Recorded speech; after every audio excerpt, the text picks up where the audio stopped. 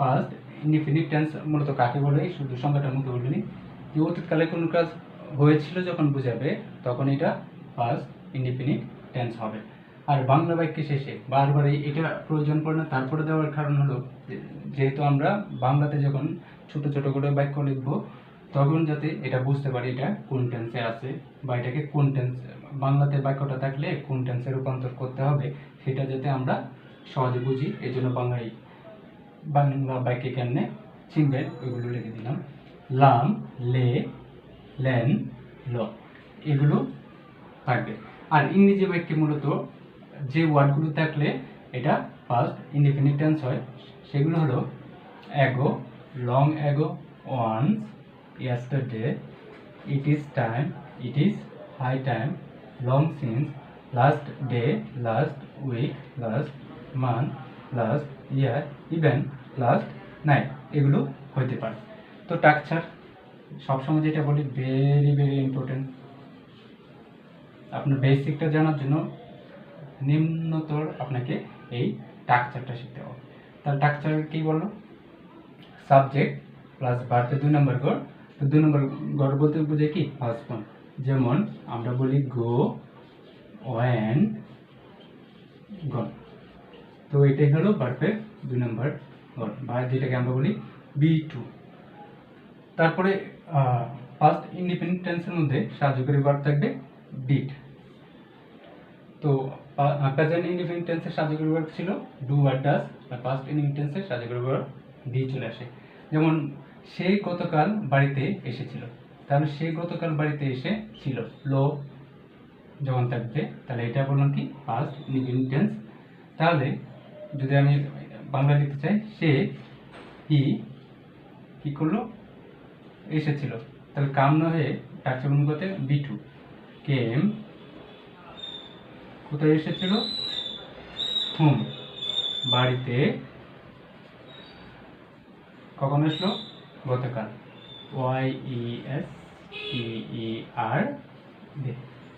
সে গতকাল বাড়িতে এসেছিল। আচ্ছা, তারপরে এটাকে যদি আমরা কোয়েশ্চেন মার্ক করতে পারি, কোয়েশ্চেন করতে চাই বা প্রশ্নমূলক করতে চাই, তাহলে যদি নেগেটিভ করতে চাই তাহলে দেখব কি যে সে গতকাল বাড়িতে এসেছিল না, তাহলে এটা লিখবে হি ডিড নট। এই যে এখানে কিন্তু অক্সিলারি ভার্ব ডিড এর ব্যবহারটা অলরেডি হয়ে গেল, তাহলে সে গতকাল বাড়িতে হি ডিড নট, তখন আর কাম হবে না কারণ এখানে ডিড দ্বারাই মূলত বোঝায় ফার্স্ট ইনডিপেন্ডেন্ট টেন্স, তখন হয়ে যাবে কেম হবে না কাম, তাহলে he did not come hmm yesterday। আচ্ছা, তো এটা ঠিক আবার যদি এটাকে আমরা কোশ্চেন মার্ক করি বা প্রশ্নবোধক করতে চাই তাহলে এটা লিখবো কি করে, তাহলে এখানে হয়ে যাবে কাম, নটটা বাদ দিলাম, ডিটা আগে নিয়ে আসবো, ডিড হি কাম yesterday, সে কি গতকাল এসেছিল। আচ্ছা, তো আবার পরের উদাহরণে যাই, গত রাতে আমি আমার বাড়ির কাজ সম্পূর্ণ করেছিলাম, কত রাতে, তাহলে আমি আই সাবজেক্ট ভার্ব 2 নম্বর গড়, সম্পূর্ণ করা কমপ্লিটেড, কি করলাম আমার বাড়ির কাজ, মাই হোম ওয়ার্ক, কখন গত রাতে, লাস্ট নাইট। তো এই যে লাস্ট নাইট দেখলে আমরা ইংলিশে যখন বাক্যের মধ্যে দেখবো লাস্ট নাইট এগুলো আছে তখন এটাকে বলবো আমরা ফার্স্ট ইনডিপেন্ডেন্ট টেন্স। তো আবার একদা এক রাজা বাস করতো, তাহলে একদার জন্য আমরা কি নিয়ে আসি ওয়ান্স থাকলে আমরা বললাম কি first independent tense, once there lived a king, তাহলে এই যে ওয়ান্স একদা এটা থাকার কারণে এটা ফার্স্ট ইনডিপেন্ডেন্ট টেন্স হয়ে গেল, তাহলে এটা হলো ভার্বের 2 নম্বর গড়। তাহলে আমি বলি subject plus B2 plus object বা বাকি অংশ। তো এ হলো ফার্স্ট ইনডিপেন্ডেন্ট টেন্স।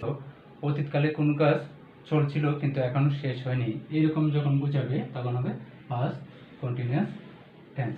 তাহলে পাস্ট কন্টিনিউয়াস টেন্সের বাংলা বাক্যে শেষে তে ছিল, তে ছিলেন, তে ছিলে, তে ছিলাম এগুলো থাকবে।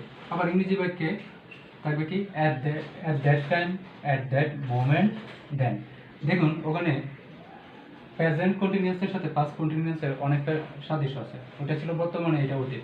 ওখানে ছিল at this time, at this moment, আর এখানে হয়ে গেল কি at that time, at that moment.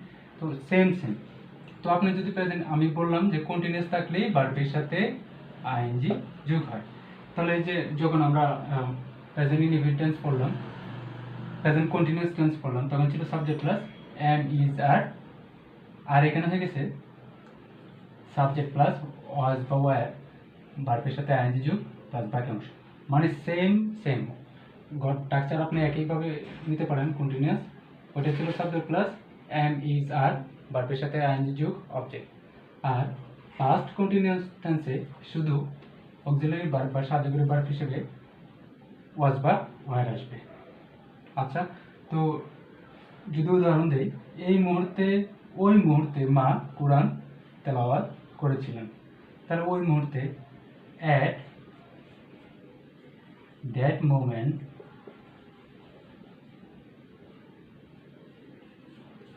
Mother, এটা হলো সাবজেক্ট, মাদার কি করলো, কোরআন তেলাওয়াত করলো,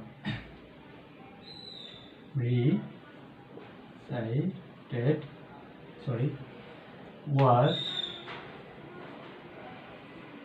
recited, কি পড়ছিল, কোরআন পড়ছিল বা কোরআন তেলাওয়াত করেছিল। তাহলে দেখুন অ্যাট দ্যাট মোমেন্ট, ওই মুহূর্তে, যখন এই যে মাদার রিসাইটিং, আচ্ছা, তো ওই মুহূর্তে মা কোরআন তেলাওয়াত এই যে করতেছিল, দেখেন তে ছিলেন, তাহলে at that moment mother was reciting Quran. তাহলে এই সাবজেক্ট, তারপর ওয়াজ, এখান থেকে ওয়াজ নিলাম, তারপরে এই যে ভার্ব রিসাইটের সাথে আইএনজি যোগ প্লাস ওটাকে আমরা অবজেক্ট ধরে নেব। আর এটাকে যদি আমরা নেগেটিভ করতে চাই, তখন হবে কি, বাদ দিয়ে দিলাম মাদার, এখানে কিন্তু অক্সিলারি ভার্ব দেওয়া আছে, পাস্ট ইনটেন্স অক্সিলারি ভার্ব দেওয়া ছিল না বলে ডি আনলাম। তাহলে মাদার, এখানে ওয়াজ নট রিসাইটিং কোরআন, তো মা ওই সময় মা কোরআন তেলাওয়াত করতেছিলেন না। এখন যদি এটাকে আমরা প্রশ্নবোধক করতে চাই বা এটা দ্বারা প্রশ্ন করতে চাই, তাহলে এটা অক্সিলারি ভার্বগুলো সামনে নিয়ে আসবে। তাহলে ছিল কি অক্সিলারি ভার্ব ওয়াজ, এটা লিখলাম না, এখান থেকে ধরলাম ওয়াজ মাদার, যা আছে তাই হবে রিসাইটিং কোরআন, মা কি কোরআন তেলাওয়াত করতেছিলেন। আচ্ছা, আবার যদি বলি মেয়েটি গান গাইতেছিল, তাহলে সাবজেক্ট দ্য গার্ল ওয়াজ, গান গাওয়া ইংরেজি সিং, তাহলে হবে কি ভার্বের সাথে আইএনজি যোগ, সিঙ্গিং, কি গাইছিল, এ সং। আপনি এটাকে যদি কোশ্চেন মার্ক করতে চান বা প্রশ্ন করতে চান, অক্সিলারি ভার্বটাকে শুধু সামনে নিয়ে আসবেন, হয়ে যাবে। মেয়েটি কি গান গাইতেছিল। আবার যদি নিচে আমি তখন মুভি দেখতেছিলাম, তাহলে আমি তখন আই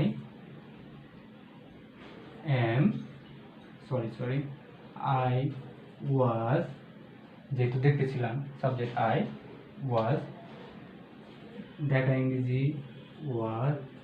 ওয়াচ, এটার সাথে ওয়াচিং, কি দেখতেছিলাম, এ মুভি, কখন, দেন।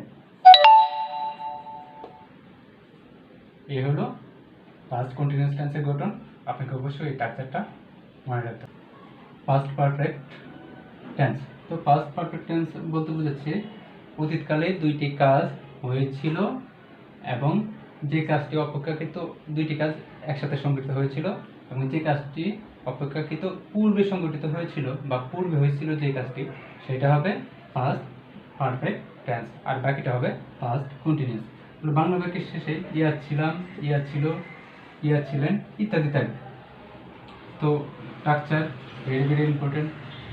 আমরা মূলত যারা প্রেজেন্ট পারফেক্ট টেন্সের স্ট্রাকচার জানি, এটা সেম। ওইটা ছিল সাবজেক্ট প্লাস হ্যাভ বা হ্যাজ, ভার্বের 3 নম্বর গড় বাকি অংশ। আর এটা হলো সাবজেক্ট প্লাস শুধু হ্যাড, ভার্বের 3 নম্বর গড় অবজেক্ট। ওইটা প্রেজেন্ট টেন্সে বলছিল, এটা পাস্ট টেন্সে।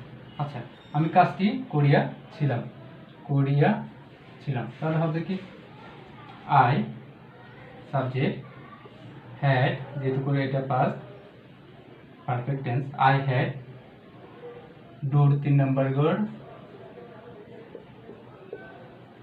ডান, তাহলে আই হ্যাড ভার্বের 3 নম্বর গড় done the work.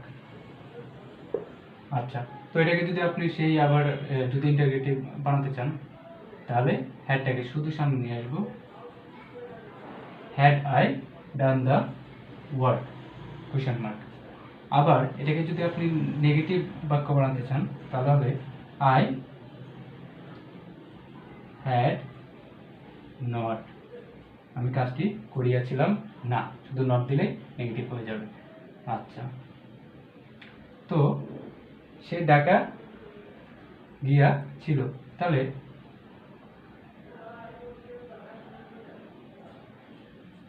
she had, যেহেতু সাবজেক্ট had ভার্বের 3 নম্বর গড় gone to ঢাকা। সেই যদি আপনি কোশ্চেন মার্ক করতে চান, হ্যাড সামনে নিয়ে আসবেন, শেষে কোশ্চেন মার্ক চিহ্ন দিয়ে দিবেন, প্রশ্নবোধক হয়ে যাবে বাক্যটা। আর নেগেটিভ করতে গেলে ই হ্যাডের পরে নট দিয়ে দিবেন, তাহলে এটা নেগেটিভ হয়ে যাবে। আচ্ছা, যে প্রসঙ্গটা, যে ফার্স্ট পারফেক্ট টেন্সের দুইটি কাজ একসাথে সংঘটিত হবে এবং অপেক্ষাকৃত যে কাজটি আগে হবে সেটি হবে পাস্ট পারফেক্ট।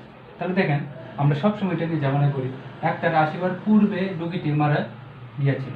আচ্ছা, কে আগে কাজটা করলো? ডাক্তার আগে আসছিল না রোগী আগে মারা গিয়েছিল? তো এখানে কিন্তু রোগী মারা গিয়েছিল বা পেশেন্ট মারা গিয়েছিল, তাহলে এই কাজটা যেহেতু আগে হয়েছে, এটা হবে পাস্ট পারফেক্ট টেন্স। তাহলে লিখব কি, দ্য পেশেন্ট হ্যাড ডাইড, কখন? Before, before the doctor came. তাহলে কি হবে, দুইটি কাজ একসাথে হলে যে কাজটি আগে হবে পূর্বে হবে সেটা হবে পাস্ট পারফেক্ট টেন্স, আর পরেরটা হবে পাস্ট কন্টিনিউয়াস। যেমন সাবজেক্ট প্লাস কেম ভার্বের 2 নম্বর গড়, সরি পাস্ট ইনডিফিনিট। আর এটা দেখুন, the patient subject auxiliary verb had ভার্বের 3 নম্বর গড়, তাহলে এটা হয়ে গেল পাস্ট পারফেক্ট টেন্স। তো এখন পাস্ট পারফেক্ট কন্টিনিউয়াস টেন্স নিয়ে কথা বলবো। Past perfect continuous tense. তো পাস্ট পারফেক্ট কন্টিনিউয়াস টেন্স যারা প্রেজেন্ট পারফেক্ট কন্টিনিউয়াস টেন্স পারেন বা পেরেছেন, তারাও মূলত পাস্ট পারফেক্ট কন্টিনিউয়াস টেন্সও পারবেন। প্রেজেন্ট পারফেক্ট কন্টিনিউয়াস টেন্সের স্ট্রাকচারটা ছিল সাবজেক্ট প্লাস হ্যাভ বিন বা হ্যাজ বিন, ভার্বের সাথে আইএনজি যুগ, অবজেক্ট, সাথে একটা সময় উল্লেখ থাকবে, ফর বা সিন্স থাকবে, সাথে সময় উল্লেখ। ঠিক তদ্রূপ আপনি পাস্ট পারফেক্ট কন্টিনিউয়াস টেন্সের গঠন দেখতে পারেন। তাহলে সাবজেক্ট প্লাস হ্যাড বিন, ভার্বের সাথে আইএনজি যুগ, অবজেক্ট, ফর বা সিন্সের পরে একটা সময় থাকবে। তাহলে যেমন যদি বলি আমি 3 ঘন্টা যাবত পড়তে ছিলাম, তো আমরা যারা মূলত ফার্স্ট কন্টিনিউয়াস টেন্স জানি, এই যে তে ছিলাম, তে ছিল, তে, এগুলোই শুধু হবে, তে ছিল, তে ছিলেন, তে ছিলাম, তে ছিল, এগুলোর সাথে শুধু আপনি সময়টা যোগ করে যখন দিবেন তখন এটা হয়ে যাবে পাস্ট পারফেক্ট কন্টিনিউয়াস। তাহলে আমি 3 ঘন্টা যাবত পড়তেছিলাম, তাহলে সাবজেক্ট আই হ্যাড বিন, পড়া রিড, সাথে হবে আইনি যোগ। তাহলে আই হ্যাড বিন রিডিং, কখন থেকে? For 3 hours। আচ্ছা, তো এখন যদি তাহলে আমি 3 ঘন্টা যাবত পড়তেছিলাম, I had been reading for 3 hours। এখন যদি এটা আপনি নেগেটিভ করতে চান তাহলে লিখবেন I had not been reading for 3 hours। আচ্ছা, তারপরে যদি আপনি এটাকে ইন্টারোগেটিভ করতে চান, ইন্টারোগেটিভ করতে গেলে শুধু হ্যাডটাকে সামনে নিয়ে আসবেন। তাহলে হ্যাড আই বিন, সব ঠিক থাকবে যেহেতু এখানে অক্সিলারি ভার্ব হ্যাড দেওয়া আছে তাই।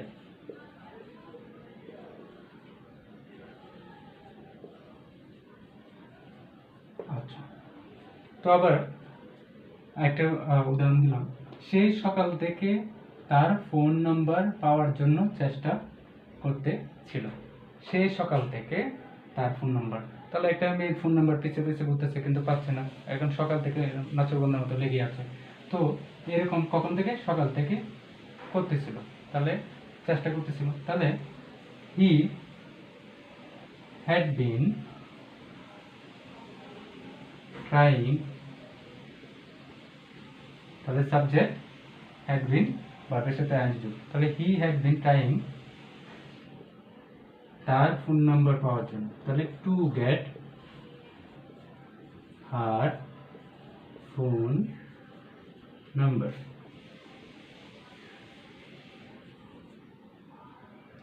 কখন থেকে? যেহেতু নির্দিষ্ট সময় বুঝেছে, সিন্স মর্নিং।